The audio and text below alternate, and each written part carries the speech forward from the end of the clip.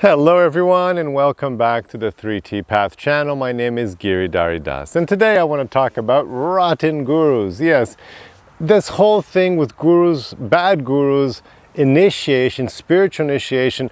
I want to give you a down-to-earth little guide, warning maybe, because there's just so much of this rotten gurus around. It's just amazing because you think, like, when you think of big rotten gurus, you think of like things of the past, like the 60s and the 70s, with the big cults and everything.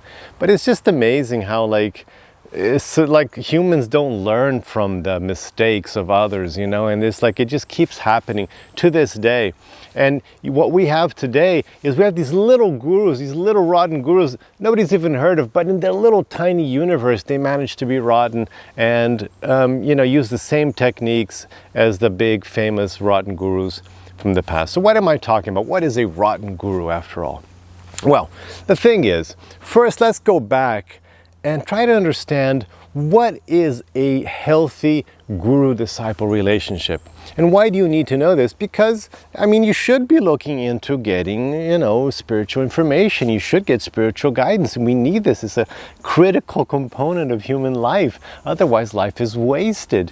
You can just burn, you're born and you die and, you didn't do any spiritual advancement. It's useless. And also, the whole guru thing comes up in different situations as well. Like you're just doing hatha yoga, you're just learning yoga, maybe you just want to be a yoga teacher and you start getting that, the guru thing. So it comes up in these different settings, not just spiritual settings, but it comes up in different settings as well. So it's good to be aware of it. So what you'll see, what rotten gurus will do is they'll force upon you this idea that the disciple needs to have complete surrender to the guru. So this is a narrative that keeps coming up. Complete surrender. So your life and soul is your surrender to the guru. Well, actually, no. It doesn't work like that at all. If you go back to the ancient texts, I'm talking about the famous ancient texts. In my tradition, two texts reign supreme. Bhagavat Gita, which you've probably heard of, and there's another one more for the Vaishnavas, for the devotees of Krishna, called the Srimad Bhagavatam. Very famous, the topmost Purana. So it's a hugely important book, the Bhagavat Purana. Now the Bhagavat Purana is huge. It's 20 times the size of the Bhagavad Gita. So it has, it depends how you count the verses, but anywhere from 14,600 to 18,000 verses, depending on, like the way you structure the verses. But anyway, so it's humongous. Bhagavad Gita has 700 verses. And this Srimad Bhagavatam is hugely important. It's considered the immaculate Purana, the spotless Purana. So it's this perfect text, sacred, considered non-different from Krishna. Why am I saying all this? Because in this huge spiritual text, there are many encounters of disciples with their gurus. Actually, if you look closely, these two spiritual texts, they're all pretty much disciple and guru encounters. Look at the Bhagavad Gita. It's disciple Arjuna encountering his guru Krishna, who happens to be God as well. So that's what it is. It's a guru-disciple conversation. You can see it's like Arjuna says in Bhagavad Gita, verse 7 of chapter 2, please, instruct me. I am your disciple, give me your instructions now. So, and Srimad Bhagavatam, same thing. Now, why am I saying all this? I'm saying all this because in all these cases, there are zero spiritual initiations, zero ritual spiritual initiations. Zero. Keep that in mind. We'll talk more about spiritual. And in all these cases, there is no creepy, weird, surrender before me, life and soul, I'm dedicated to you. There is none of that. None of that. What there is really down to earth. It's like somebody comes up and says, I can see that you've got something to give. I can see you're qualified. Sometimes they would just look upon they would just like feel it. Or in case of, Arjuna with Krishna, he'd heard, he knew Krishna was God. So, different circumstances lead people to say, okay, this person is qualified. This person is qualified. It's a qualified, this person is knowledgeable.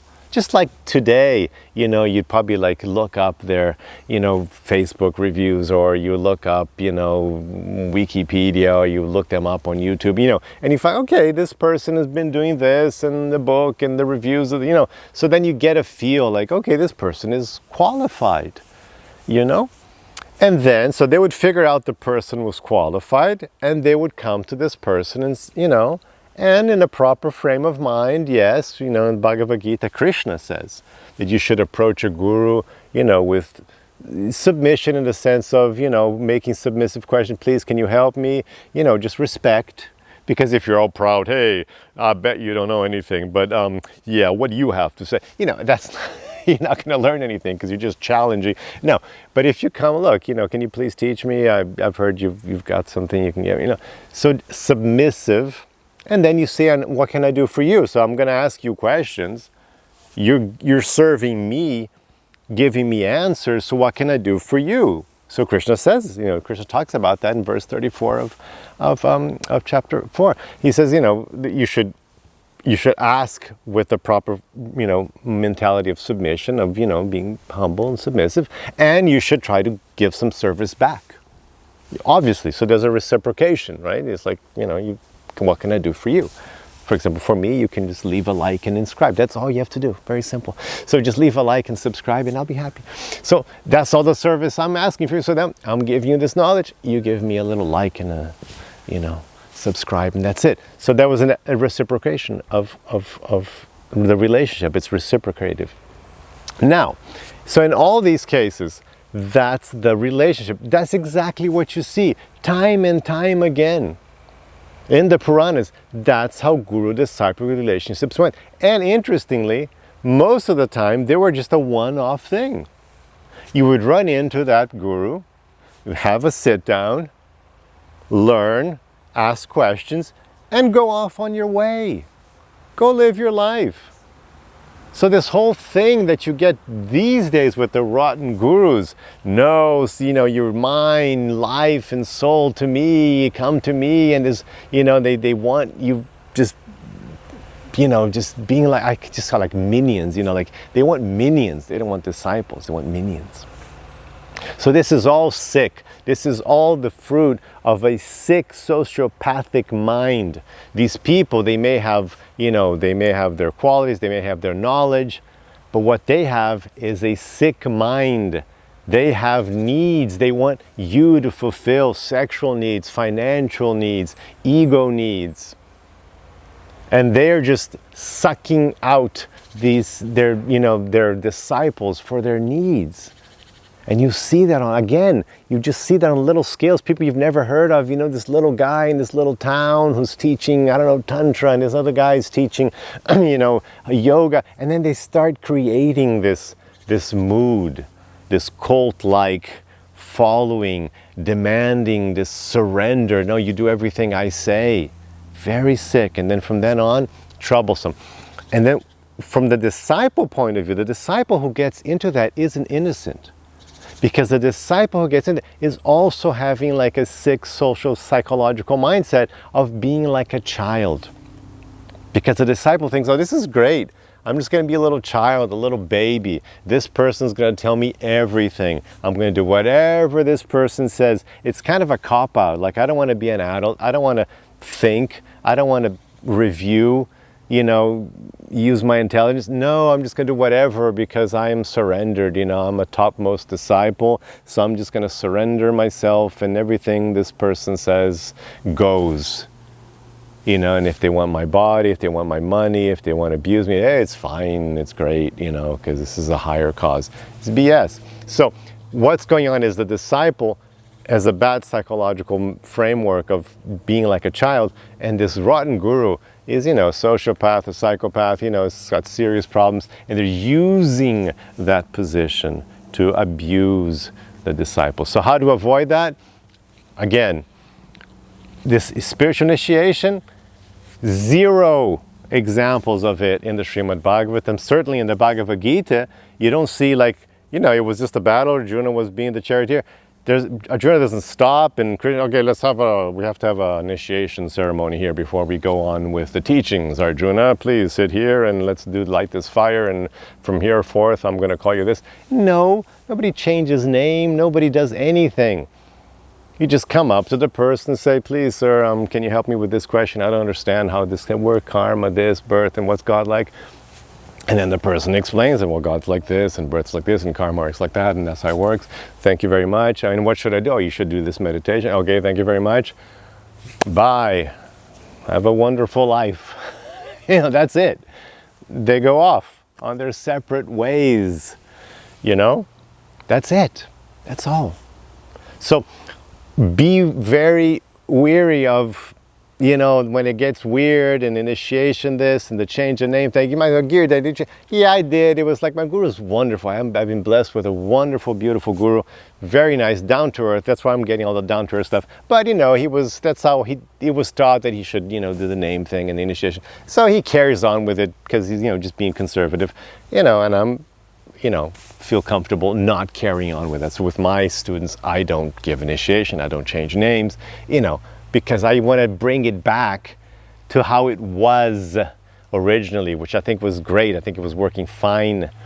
So I want to bring it back to how it was, how I see in the Bhagavatam, how I see in Bhagavad Gita, just normal. And it's also what makes sense in our modern culture. It perfectly makes sense in our modern culture. You come to me, you have some questions, I'll help you. And you say, what can I do? If I'll say, well, maybe you know, if I've got a course, you just do the course, and then you're already reciprocating, because, you know, as you pay for the course, you get the course material. Perfect reciprocation. You know, it's like, that's all, no need for anything else and being weird. It's like, oh, or you just like and subscribe. That's all I need. That's it. You know, I don't need you coming and being weird, and I don't want to be weird with you. And then just send your questions, you know, like always, you know, send your questions, leave your questions below in the comments, send me, you know, and that's it. I'll answer the questions. That's all. There's no need for anything else. There's no need to get weird about it. It's not traditional. So the point of this video is this: it's not traditional. It's not that he always had initiation. It's not that you have to surrender body and soul and become a mindless child before the guru. No, not at all. Like, not at all do that. So I hope that helps. Hope this help you avoid horrible. I've seen so many, because I've been around, you know, spiritual people and institutions for, like, you know, for 30 years.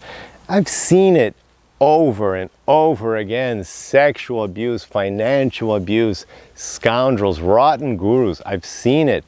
It keeps popping up everywhere. So you just be aware, spread the word, and let's rid the world of this nonsense. Thank you very much for your time. Have a rest of your day with lots of love and lots of peace. Hare Krishna.